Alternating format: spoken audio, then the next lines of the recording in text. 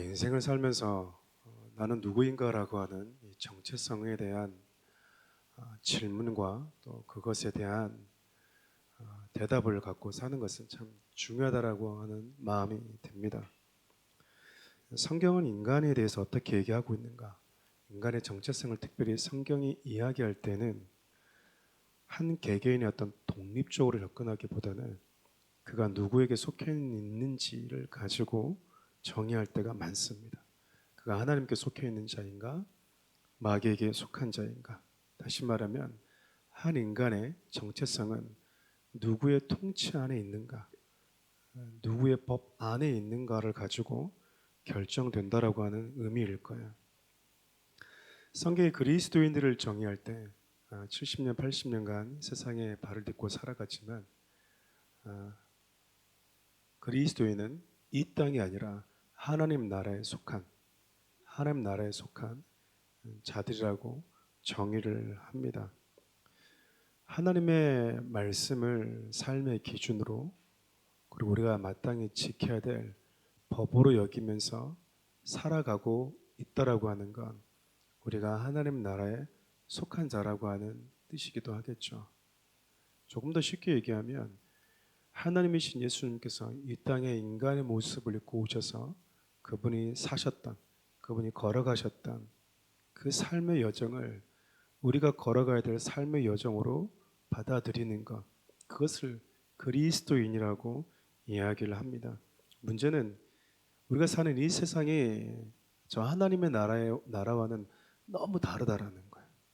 속성도 다르고 가치도 다르고 법도 기준도 다르다라는 겁니다. 어쩌면 이 세상에서 하나님의 나라를 가장 가깝게 보여줄 수 있는 공간이 있다면 성전이 아닐까 싶어요. 그리고 누구보다도 예수 그리스도가 우리에게 어떤 분이신지를 잘 보여줘야 되는 대표적인 인물이 있다면 대제사장이지 않을까 싶습니다. 누구보다 하나님의 말씀을 잘 알고 있고 그리고 예배를 집례하고 있고 대제사장으로서의 사역을 감당하고 있기 때문에 아마도 이 세상에서 사람이 가지고 있는 그 직위와 직분에서 예수님을 가장 잘 보여주는 존재가 있다면 대제사장일 거야. 우리가 어제까지 살펴보았던 것처럼 하나님의 나라를 가장 잘 보여줄 수 있는 유일한 공간인 이 성전이 강도의 구렬, 인간의 탐욕에 가득한 공간으로 전락해 버렸습니다.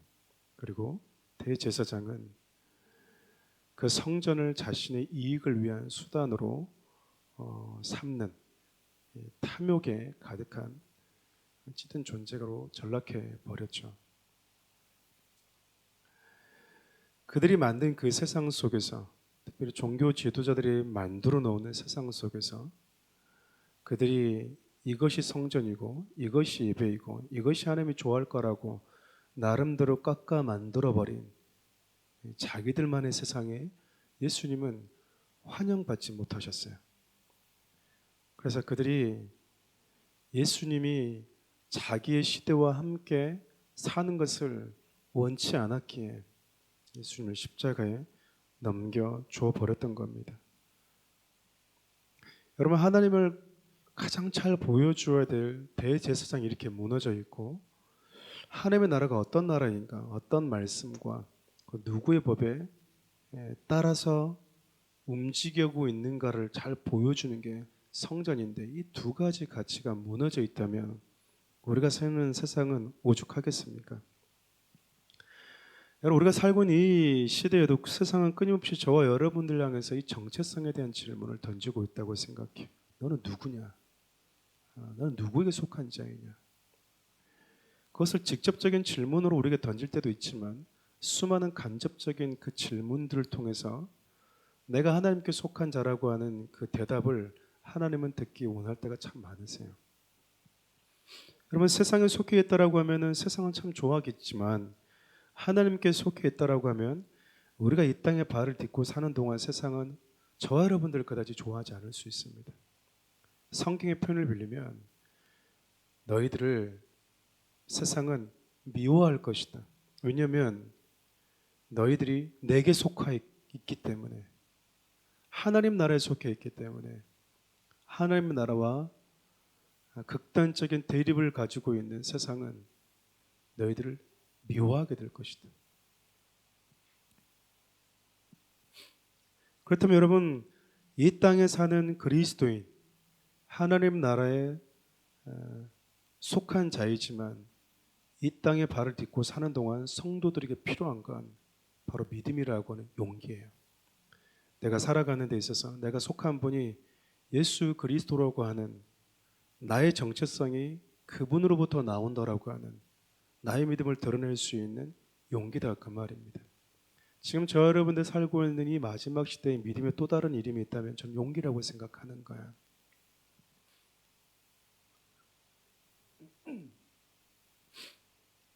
오늘 여러분 3년 넘게 예수님을 따라다녔던 수제자라고 불렸던 베드로가요, 이 용기 있는 믿음과는 좀 거리가 먼 예수님을 3번이나 모른다고 부인하는 장면이 기록되어져 있어요.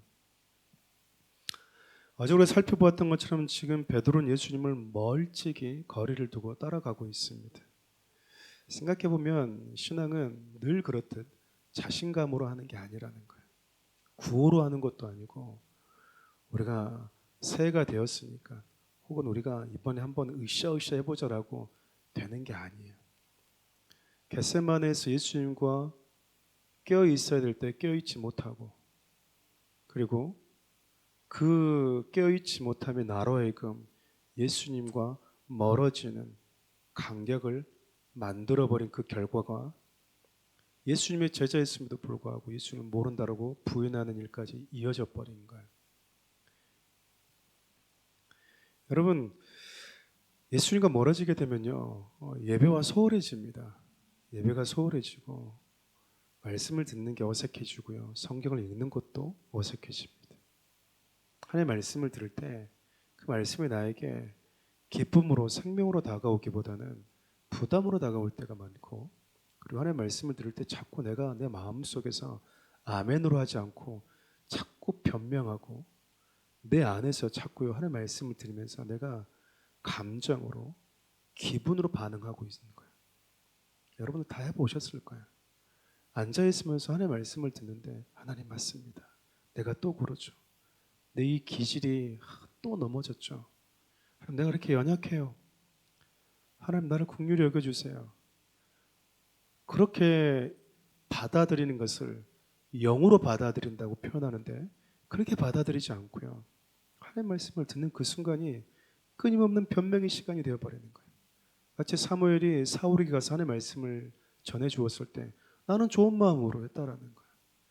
내가 가진 내 개인적인 선한 자아가 끊임없이 하나님의 말씀과 반대되고 있음에도 불구하고 그걸 놓지를 못하는 거예요. 나는 좋은 마음으로, 나는 맞았는데, 나는 그런 의도가 아니었어 라고 하는 그 생각이 나로 하여금 하나님의 말씀을 붙들지 못하게 만들 때가 참 많아요. 여러분, 예수님께서 베드로와 야고보와 요한만 데리고 겟세마네로 올라가셨거든요. 그 이야기를 저와 여러분들의 지금의 어떤 표현 방식으로 설명을 하면 공식적으로 기도의 자리에 초청했다 그 말입니다.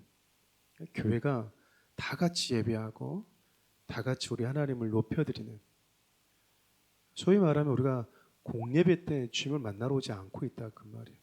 그렇게 예배가 한 번, 두 번 소홀히 주고요, 내가 하나님께 드리는 삶의 예배 그리고 말씀을 가까이 하는 이 영적인 루틴이 하나씩 하나씩 소홀해지면 여러분, 나도 모르게요, 예수님과 거리가 멀어져 있어요. 그래서 여러분, 내가 하나님과 멀어져 있다라고 한다 그러면 내가 하나님과 지금 건강한 관계가 아니라고 하는, 신앙의 빨간불이 들어왔다라고 하는 걸 스스로가 빨리 느껴야 됩니다. 느껴야 돼요. 변명하고 말 게 없어요. 여러분, 그렇게 신앙이 예수님과 멀어지고 그리고 소홀해지게 되면 우리의 신앙이 또한 신앙생활이 참 예민해져요. 예수님과 관계가 멀어지고 나아가서 나 사이에 예수님과 이 관계가 안에 끼어 있는 게 너무 많은 거예요. 하나님과 친밀함이 사라져 버리는 거죠. 여러분 그렇게 일정한 거리를 두고 우리 주님을 따르고 교회 생활하고 신앙 생활하게 되면 3년 예수님께 양육을 받았던 30년 교회 생활하고 모태 신학에 든 여러분 다 관계없이 베드로처럼 교회를 다녀도 마치 예수님을 모르는 사람처럼 여러분이 사회생활을 할 수 있어요. 사회생활하는데 아무도 내가 예수 믿는 사람인지 모르는 것처럼 내 정체성을 숨기면서 신앙생활을 할 수 있다 그 말입니다. 여러분 지금 베드로가 힘 있는 사람, 권력 있는 사람 앞에서 예수를 부인한 게 아니에요. 한 여종 앞에서 자신의 정체성을 드러내는 게 무서워서 그 믿음이 한순간 무너져 버린 거예요. 여러분 69절과 70절을 보면 이 여종이 베드로를 향해서 뭐라고 얘기하냐면 당신도 예수님과 함께 있었지요? 라고 질문했어요.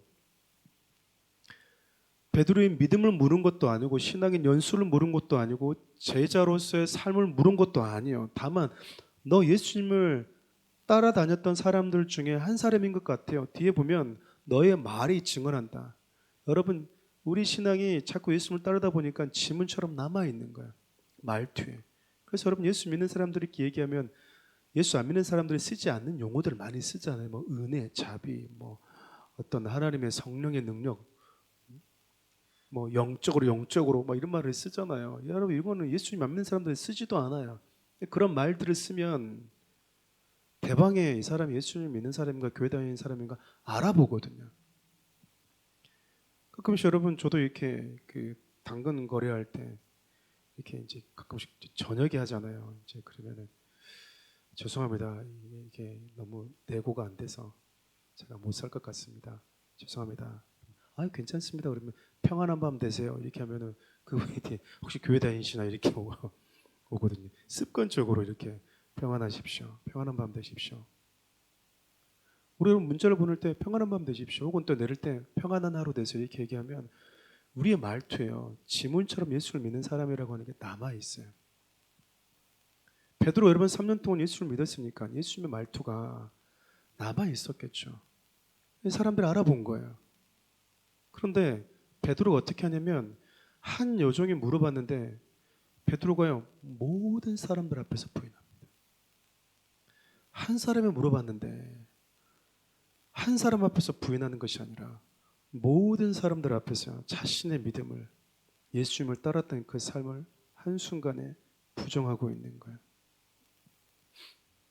여러분 생각해 보면 최후의 만찬 때 베드로는 예수님이 다 너희들이 나를 버리고 떠날 것이다 라고 얘기했을 때 예수님 적어도 저 11명과 나를 같이 취급하지는 말아 주십시오. 다 떠나도요 저는 안 떠납니다 라고 여러분 가장 큰 소리 쳤던 사람이에요. 소위 말하면 교회 안에서 누구보다 섬기는 자리에 앞장서 있고 다른 이들을 양육하고 권면하는 자리도 서 있어 보고 교회 일이라고 하면 가장 앞장서서 누구보다 힘썼고 노력하고 수고했던 사람. 그래서 누가 봐도 옆에서 보면 저분은 저 집사님은 저 권사님은 가장 교회를 사랑하고 하나님 편에 있고 우리 목사님 편에 있는 것 같고 그렇게 여러분 큰 소리 쳤던 사람이라는 거예요. 근데 여러분 예수님을 환영하지 않는 세상 속에 나가면 너무나 작아지는 성도. 교회에서는 큰 소리 치고 있는데 바깥에 나가서는 한마디도 못하는. 예전에 저희들 때 아버지들이 늘 그랬어요. 밖에 나가서는 한마디도 못하세요. 그냥 집에 들어오면 어머니에게 자식들에게만 큰 소리 칩니다. 다 술 마시고 나서 불러놓고 애들 잠 다 깨워가지고 뭐가 틀리니 뭐가 틀리니 얘기하세요. 그리고 밖에 나가면 아무 말도 못하세요. 친구들에겐 좋은 사람, 누구에겐 좋은 사람. 근데 가정에는 환영받지 못하는 아버지. 교회에서는 큰 소리 치고 교회에서는 믿음이 있는 것 같은데 누구보다도 하나님 편에 서 있는 것 같은데 밖에 나가면 소리가 작아지는 사람. 지금의 베드로와 별 다를 바가 없어요. 자기 자신이 여러분 예수님 앞에서 큰 소리 칠 때는 자기 자신이 예수님을 부인할 것을 스스로 인정했겠습니까? 여러분 그래서 신앙생활은 진짜 자신감으로 하는 게 아니에요. 목회자들이 또 저도 종종 뭐 열심히 하는 성도들이 아니라 기도하지 않는 성도들은 목회자는 잘 믿음이 가지를 않아요. 그러니까 아무리 뭘 많이 하고 좋은 성도가 하더라도 기도 자리에 잘 보이지 않으면 여러분 한순간 무너질 수 있는 것을 제가 얼마나 많이 봤겠습니까? 아무리 큰 소리를 치고 교회에서 막 뭔가를 하고 애를 쓰고 해도요, 기도 자리 없으면 여러분 한순간 모른다고 남처럼 될 수 있는 것이 우리 인간이에요. 우리 인간이라고. 근데 여러분 우리도 이런 내 자신을 보면 참 싫잖아요. 베드로 여러분 이 모습 보면 같은 예수를 믿고 따라가는 성도 입장에서 보면 멋있는 모습이 아니잖아요. 그렇죠. 그리고 이런 베드로의 모습을 담고 싶은 성도들은 없어요. 그런데 중요한 것은 예수님이 베드로의 이 모습을 다 이해하고 아셨다라는 거예요. 여러분 두려움에 정신없이 반복해서 예수님을 부인한다고 모른다고 저주하면서 나는 절대 그 사람 모른다고 나와 상관없는 사람이라고 이렇게 딱 얘기하고 나니까 닭이 우는 거야. 여러분 닭이 3번 딱 울자 베드로가 예수님이 하셨던 말씀이 생각이 나는 거예요. 여러분 특별히 누가복음 22장 61절을 보면 예수님이 베드로를 돌이켜서 보셨다라고 기록합니다. 우리 같이 한번 읽어볼까요? 누가복음 22장 61절 함께 읽어볼까요? 준비가 안 됐습니까? 네, 제가 읽어드리겠습니다. 주께서 돌이켜 베드로를 보시니 베드로가 주의 말씀 곧 오늘 닭 울기 전에 내가 3번 나를 부인하라 하심이 생각나서 누가복음 22장에 어떤 표현이냐면요. 주께서 돌이켜 베드로를 보시니 이렇게 얘기합니다. 그러니까 저 멀찍이서 예수님 모른다고 막 소리치고 있는데 나 진짜 모른다니까 이러고 있는데 그 소리가 예수님 귀에 들렸던 거야. 그리고 예수님과 베드로의 시선이 마주친 거야. 그럼 예수님이 베드로를 어떻게 보셨을까요? 참 마음이 복잡하지 않았을까 생각이 듭니다. 우리는 닭 울음소리 듣고 예수님이 하신 말씀이 생각나서 밖에 나가서 통곡한 베드로를 보면서 베드로가 회개했다라고 생각하잖아요. 여러분 이건 섣부른 판단이에요. 그냥 운 거예요. 엄밀히 따지면 온전한 회개가 아니에요. 마가복음에도 마태복음에도 누가복음에도 바깥으로 나가서 그냥 심히 통곡했다라고 기록되어 있지 회개했다라고는 기록은 없어요. 물론 이 통곡이 이 슬픔이 회개의 시작이 될 수는 있겠지만 이것을 온전한 회개로는 볼 수는 없어요.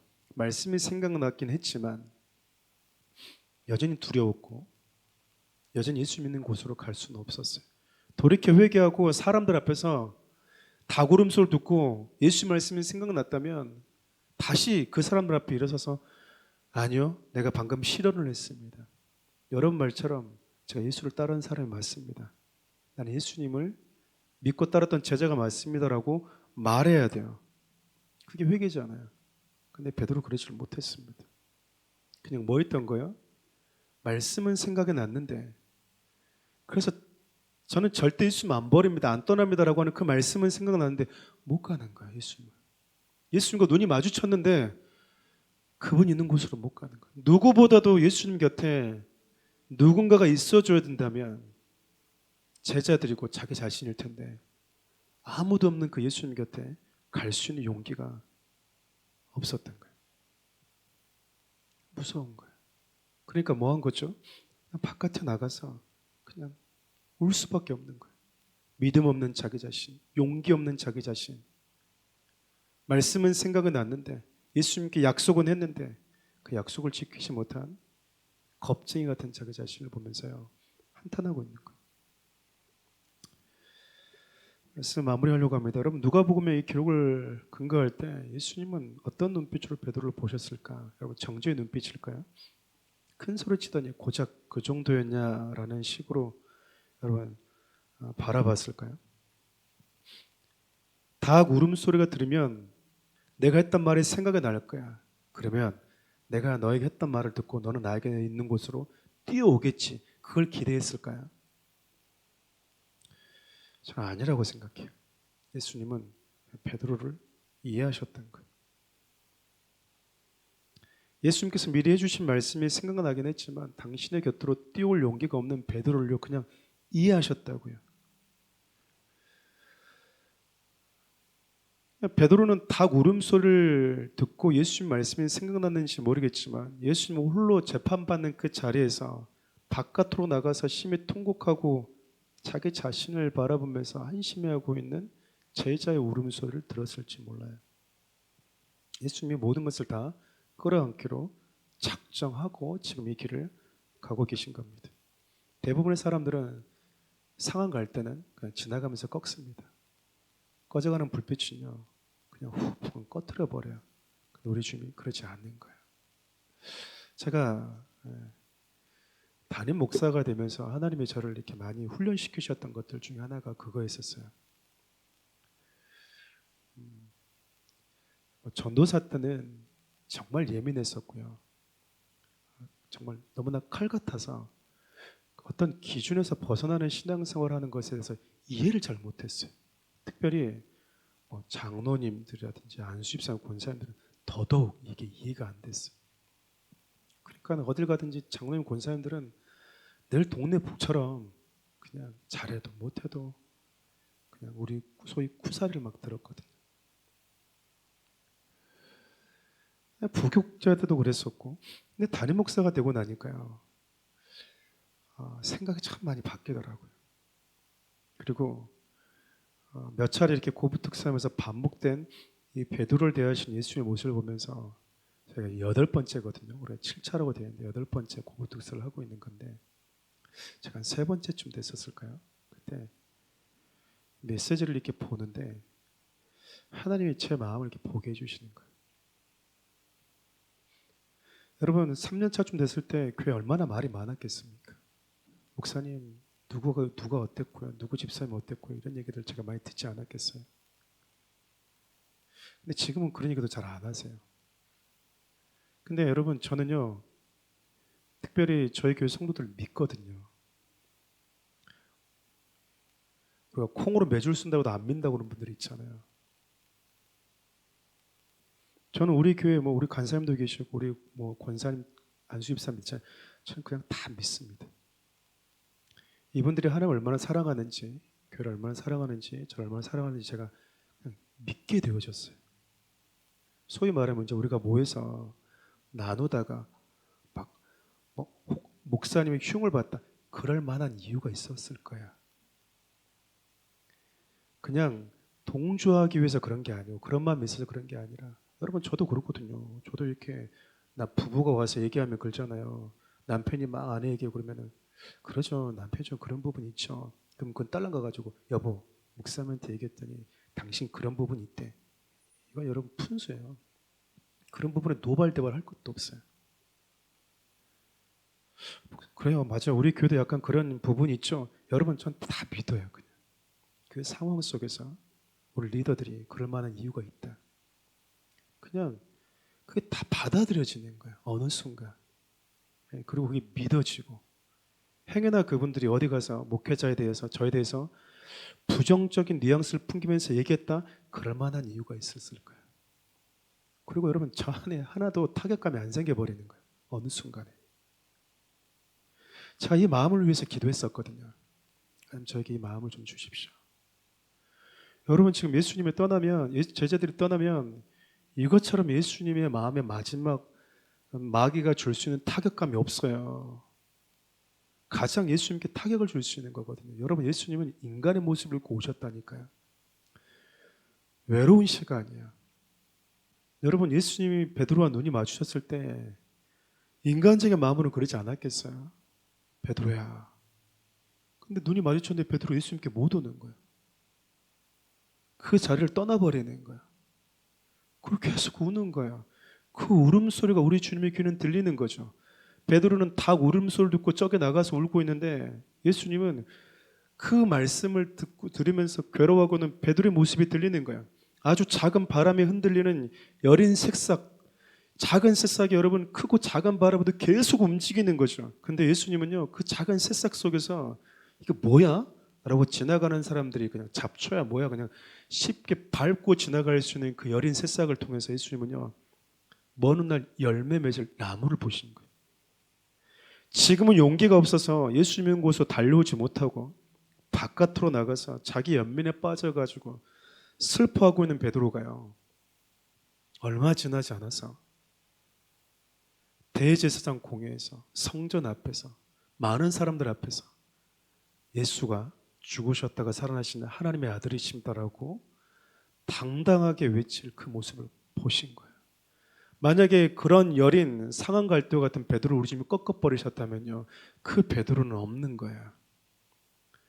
여러분 전승하면 베드로가 십자가에 못 박힐 때 거꾸로 십자가에 못 박혔다라고 이야기를 하는데 그 이유 중에 하나가 아주 간단해요. 나를 위해서 십자가에서 우리 주님이 죽으셨는데 예수님처럼 못 죽습니다. 그래서 거꾸로 십자가에 못 박혀 죽었다라고 하거든요. 그러니까 우리 주님은 그 모습까지 본 거 아니겠습니까? 지금이 여린 쉽게 흔들리는 꺼져가는 작은 불빛 같은 이 불 가지고 뭐 할 수 있겠어? 이미 꺾인 것 가지고 뭐 할 수 있겠어? 그걸 보신 것이 아니라 지금 용기 없어서 내게 도우지 못하는 베드로를 보고 있는 것이 아니라 그 베드로를 통해서 많은 영혼들이 나에게 오실 그 모습까지 우리 주님 보고 계셨던 거예요.